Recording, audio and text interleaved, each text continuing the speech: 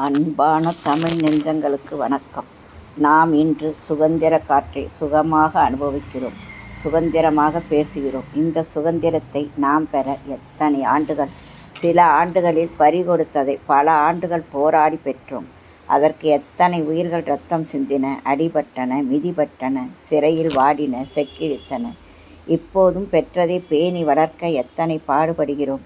சுதந்திரம் பெற்றோம். இன்று நாம் நிம்மதியாக, கோடையில் என்றால் மின்விசிறி, ஏசி என்று நிம்மதியாக உறங்க, குளிர் என்றால் இழுத்து போத்தி தூங்க, அங்கங்கே வெடிகுண்டு மிரட்டல், தீவிரவாதம் அது ஒரு பக்கம். எல்லையில், பனியில் எப்போது எதிரி தாக்குவான் என தெரியாமல் வீடு, மனைவி, பெற்றோர், குழந்தைகள் அனைத்தும் துறந்து, தன்னலம் மறந்து, எல்லையில் நம் உயிர் காக்க அவர்கள் பனியில் நனைந்து, குளிரில் நடுங்கி வாழும் ஆயிரக்கணக்கான வீரர்கள் அங்கே.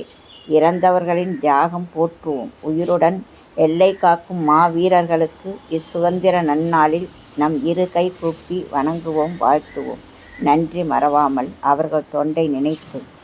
வீரர் விழி தாழ்ந்து நிலம் பார்த்ததில்லை, வெற்றி திருமாது நடைபோடும் எல்லை. பாலைவனம் என்ற போதும் நம் நாடு, வீரர் சமுதாயமே எங்கள் கூட்டம். பாறை மலை கூட நம் எல்லை கோடு.